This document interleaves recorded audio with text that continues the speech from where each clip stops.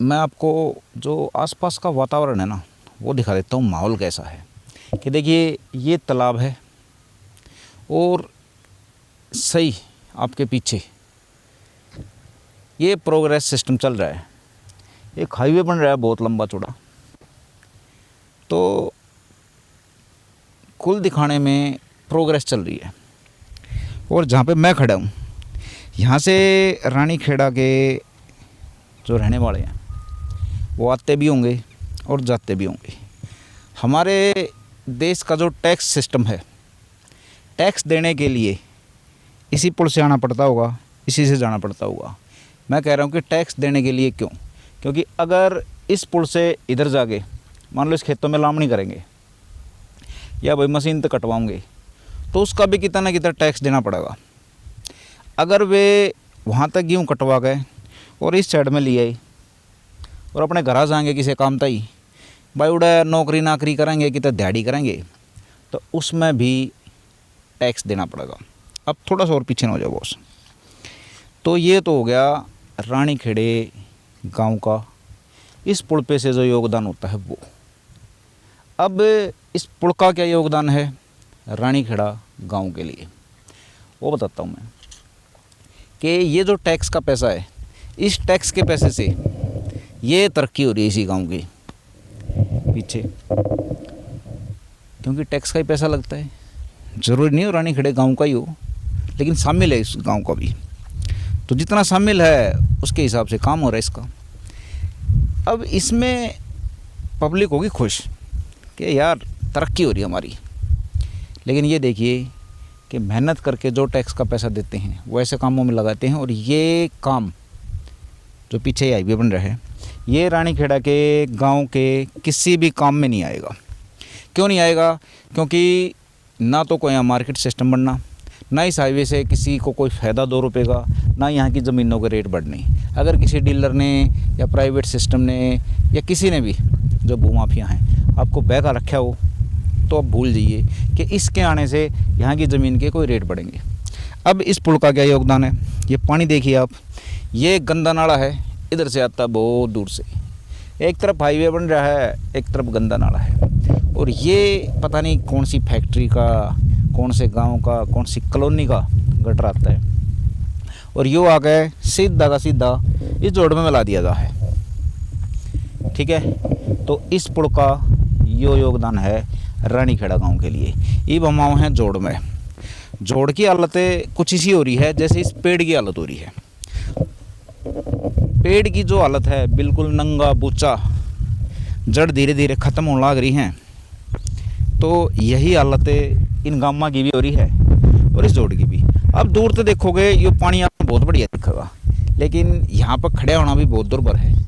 पीना तो बहुत बड़ी बात है। यो पानी नहाने के या किसी भी काम का नहीं है, बहुत बदबू है क्योंकि वो गटर का पानी है, किसी नहरी का पानी नहीं है, साफ़ सुथरा पानी नहीं हो। अब इस जोड़ पे सिस्टम की चल रहा है कि कोर्ट के एक आदेश के हिसाब से जोड़ा पे कोई भी सरकारी सिस्टम भी किसी तरह का मलबा नहीं डाल सकता। लेकिन ये देखो मलबा डल रहा है, ओके, ये किसी सरकारी सिस्टम डाला है, कोई प्राइवेट नहीं डाल कर जाएगा। और दूसरी चीज़, इसके जो उस साइड में है जो ये मलबा पड़ रहा है, तो ये मलबा है आड़े की जो गंदी नहर है, वे साफ़ करते हैं एमसीडी वगैरह, ये कई तरह के विभाग हैं, इनको ऑर्डर दिए जाएँ कि भाई इन्हें साफ़ करो। फैक्ट्रियों का मलबा आएगा तो मलबे में कोई रुकावट नहीं होनी चाहिए, साफ़ कर दो। और जो इन नहर में है गंदे नाले में तो जो गंदगी लकड़ा है वह जोड़ा में घेरी जा है। तो कुल मिला के इस जोड़ पे कब्ज़ा होने लग रहा है सिस्टम का। सारे विभाग आपस में मिले पड़े हैं क्योंकि एक विभाग ऑर्डर दे है, दूसरा विभाग मलबा घेर दे है। तो यही सिस्टम चल रहा है। अब तीसरी चीज़ दिखाता हूँ मैं कि आप बोर्ड देखियो। एक तो बोर्ड यो पड़ा, एक बोर्ड बोरिया और एक बोर्ड इससे थोड़ा बाहर लग रहा है। ये हैं एमसीडी के बोर्ड, डीडीए के बोर्ड, सॉरी डीडीए के। तो एमसीडी इस पर कचरा गिरने लग रही है, डीडीए ने कब्जा जमा लिया। तो लूटपाट चारों तरफ से चल रही है, सारे भाई मिले उड़े हैं, चोर चोर मौसेरे भाई।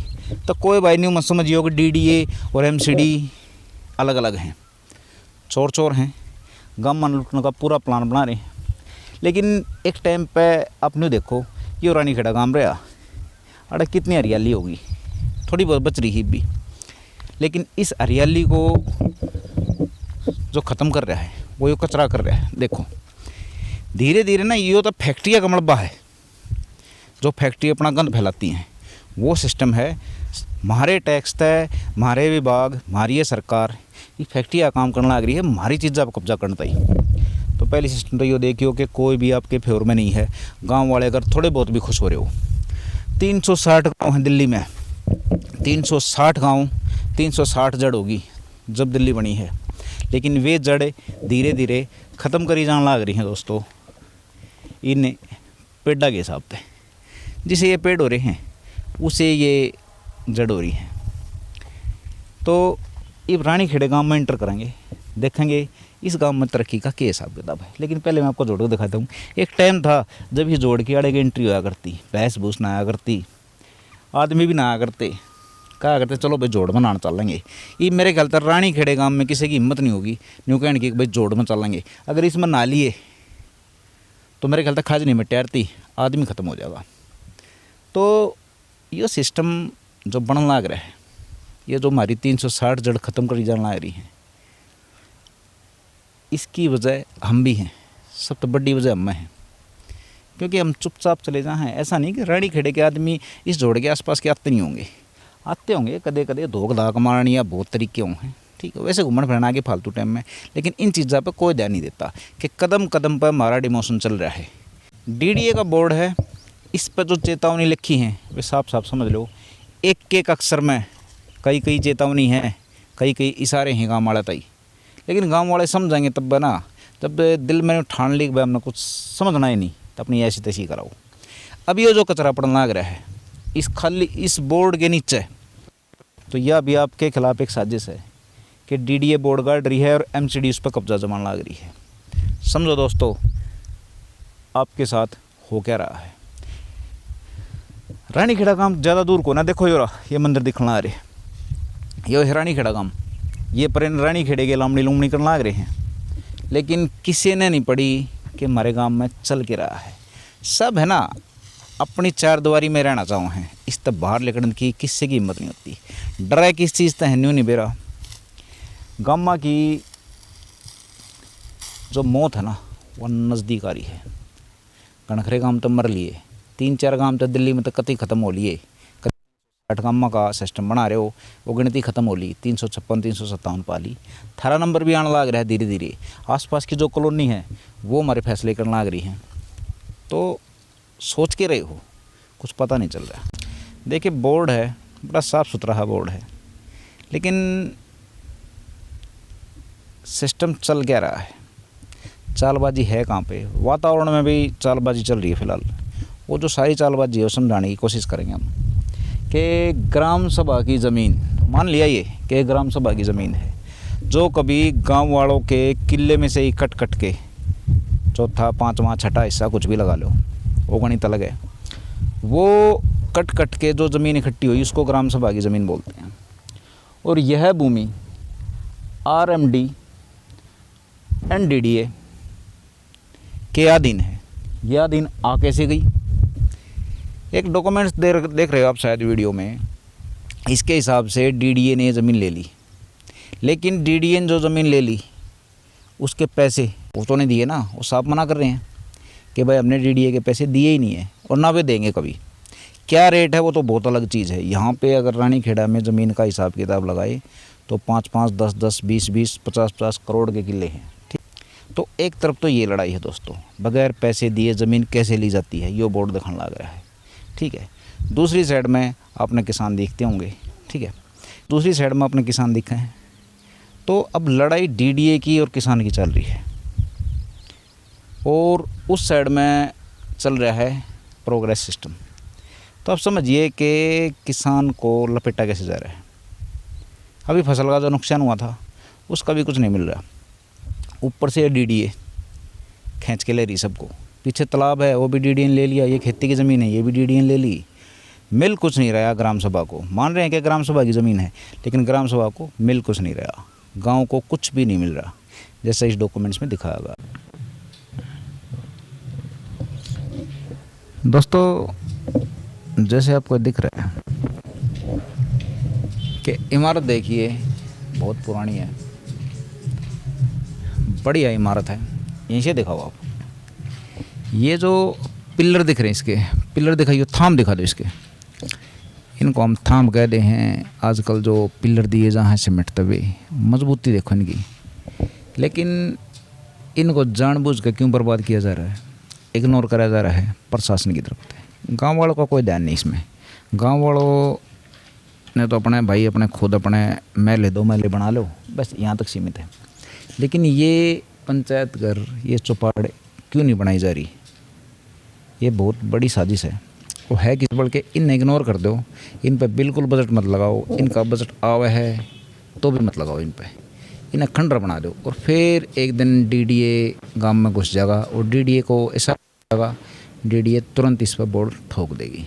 जैसा कि मैंने बताया कि एमसीडी भी मिल रही है डीडीए पे, तो समझो जो हमारे लोकल पार्षद हैं एमसीडी वाले, उन्हें सारी जानकारी है इन चीज़ों की। एमएलए ने भी, पार्षद ने भी इन चीज़ों की सारी जानकारी है कि गाँव बर्बाद कैसे किए जाने लग रहे हैं। तो कहीं कोई इस भरोसे में हो कि भाई थारे गाँव में एमएलए पार्षद बचाऊंगे, तो भाई भूल जियो, चाहे बेशक थारे गाँव में गए, क्योंकि उन पर बहुत बॉन्डिंग रहो चरे वे। ठीक है, मजबूरी का नाम राजनीति है। कदे आप चक्कर में हो अपनी दुकानदारी कर रहे हैं, उन्हें करने दो। आपने अपना काम बचाना है तो आप अपने तरीके से बचाओगे, नहीं तो जो या बिल्डिंग दिख रहे हो आप, इस पे एक दिन डीडीए का लगेगा बोर्ड। और डीडीए इसमें क्या बनाओगी, किस कंपनी के हिसाब से बनाओगी, किस विभाग के हिसाब से बनाओगी, वो उनकी मर्जी है। फिर रोनते रही हो। बाकी रानीखेड़ा वही गांव है जिसने विरोध किया था। अब मेरी तरफ ले आओ ना, वहीं से। रानीखेड़ा वही गांव है जिसने विरोध करा था जब खत्ता पड़ा था। जब खत्ता पड़ा था तो विरोध करा था भाई। रानीखेड़ा और रसूलपुर दोनों आसपास हैं गाँव ये, और यो वही गांव है जिसने जब खत्ता पड़ा था तो इनने विरोध करा था, काफ़ी लंबा धरना दिया था और खत्ता अपने गांव में पड़ने नहीं दिया था। लेकिन यहाँ से कुछ किलोमीटर दूर है सुल्तानपुर, उसने बहुत आसानी से खत्ता अपने गांव में गिरवा लिया। अभी ताज़ा ही खबर है, और अगले कुछ दिनों में यहाँ पर गंदगी फिर दोबारा होगी। लेकिन इस गांव ने विरोध करा था।